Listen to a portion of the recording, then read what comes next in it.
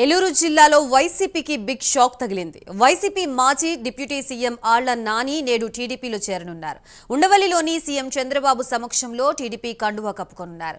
కొద్ది నెలల క్రితమే ఆళ్ల నాని వైసీపీకి రాజీనామా చేశారు. తాజాగా టీడీపీలో జాయిన్ అవుతున్నారు. అయితే ఆళ్ల నాని చేరికపై కొంతమంది టీడీపీ నాయకులు ఆగ్రహం వ్యక్తం చేస్తున్నారు. టీడీపీలో చేరే ముందు పార్టీకి కార్యకర్తలకి క్షమాపణ చెప్పాలని డిమాండ్ చేస్తున్నారు. ముందు ఎందుకు బయటకు వచ్చేసారో చెప్పాలి.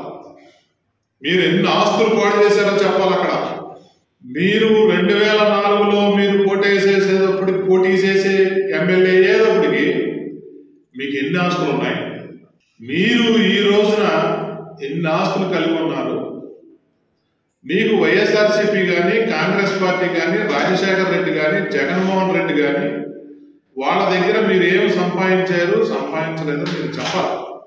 2004 నుంచి 2024 ఓడిపోయేంత వరకు మీరు అక్కడ ఉన్నటువంటి స్థితిగతులు చెప్పాల్సిన అవసరం తెలుగుదేశం పార్టీలో జాయిన్ అయ్యే ముందు ఏలూరు నియోజకవర్గ ప్రజలకి, రాష్ట్ర ప్రజలకు చెప్పాల్సిన అవసరం ఉంది. కంపల్సరీ చెప్పాల్సి